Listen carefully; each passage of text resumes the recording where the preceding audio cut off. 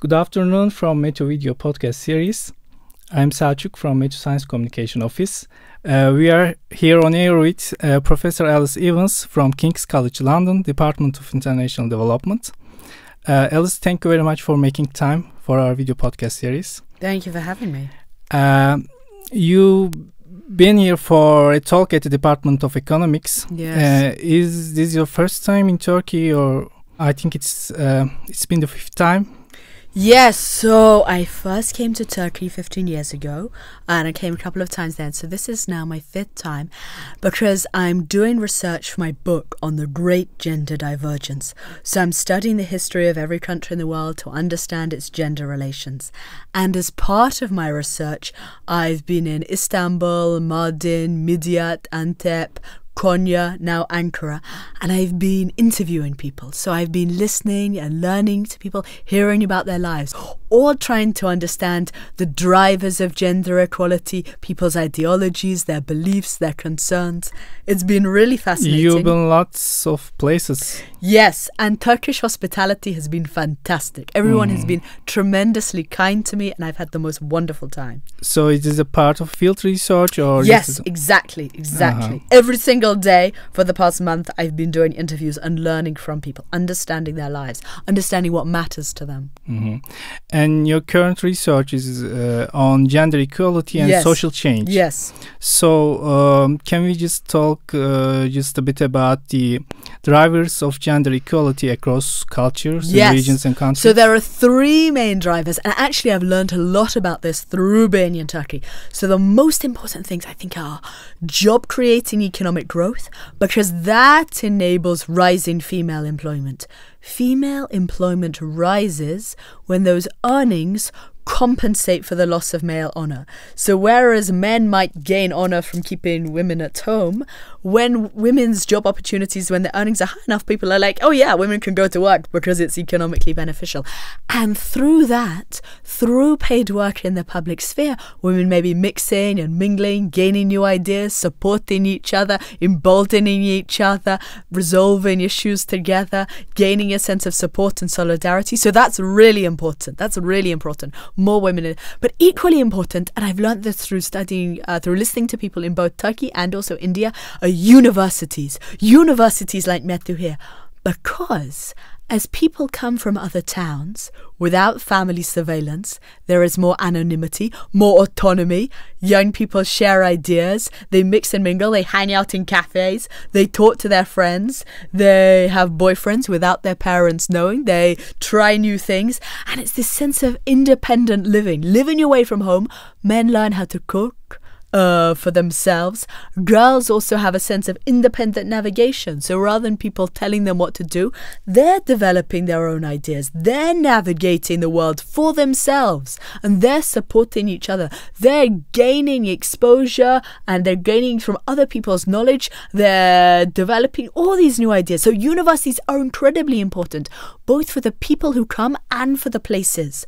So for example, Konya has become slightly more liberal, and Mardin as well, as a result of a place that is now more socially acceptable for young women to be going into the cafes late at night. And that holds for all women in Mardin, not just the university students. So universities can be tremendously disruptive, especially if families can afford that education, if they can afford that independent living, and if there's a democratic culture that enables people to speak out, to share ideas, to feel free. Obviously, none of those things are inevitable. And then a third factor, equally important, is feminist activism and feminist consciousness, and universities can be an important site of that as well. But it's by challenging ideas of shame that can keep women silent, through challenging the idea that men are naturally better, etc., and pushing for women's greater rights and freedoms. So those three factors are tremendously important. They're important all over the world, and we've seen them in Turkey over the past 20 years, especially where after 2003, with rising job creating growth, female employment increased with the rise of universities across Turkey. Again, these are more people coming for themselves, young people gathering together, and feminist activism is incredibly important, but it's contingent on continued democratization. So that is definitely a global pattern, and I think we're seeing it in Turkey. And that's why I've been so happy to travel around Turkey and see this tremendous cultural change. And in your book project that you're currently working on, the Great Gender Divergence that you briefly mentioned, is Turkey included? Yes, absolutely. Absolutely. And I've learned so much through studying Turkic history.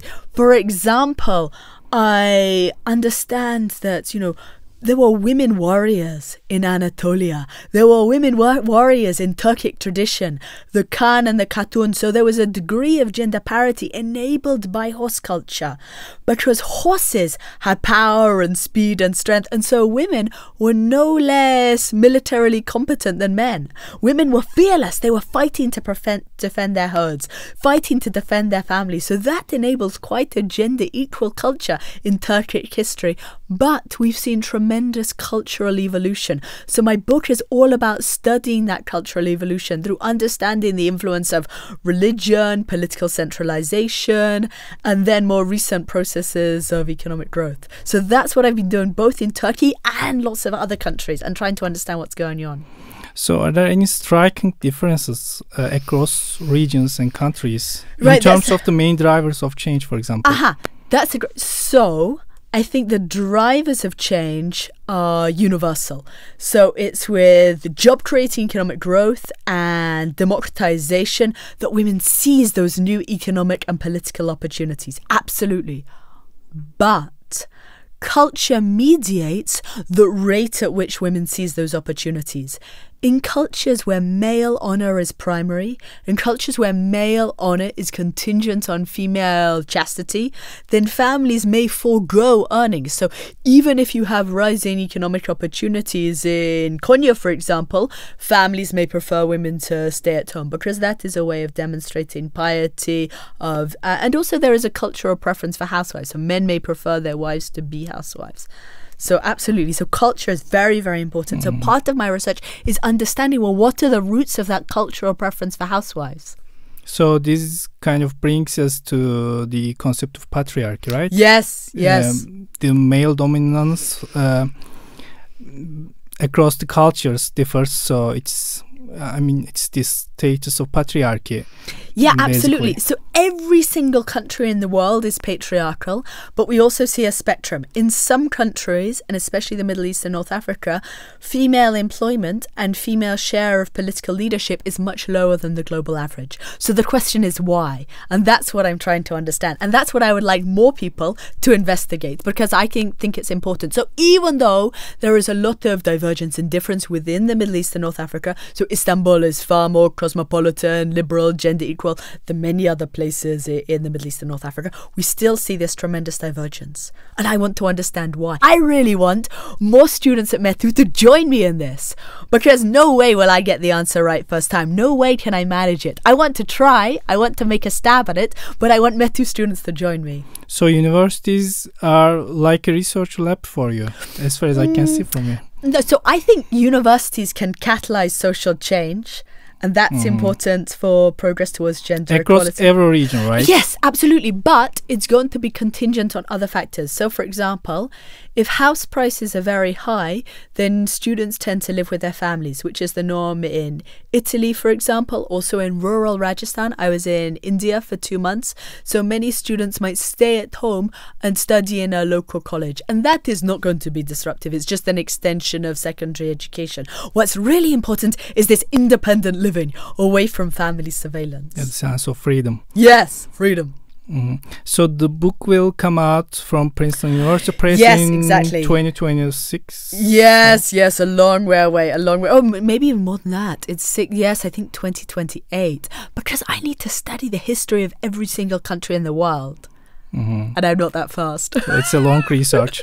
Yes, and that's why I want METU students to help me, to tell me where I've got it wrong, to challenge me and to join me. Yeah, that's great. So Alice, thank you so much for making time for our video podcast series. Thank you for inviting me. It was great Thank you. talking with you on the gender equality and patriarchy. Thank you. Thank you.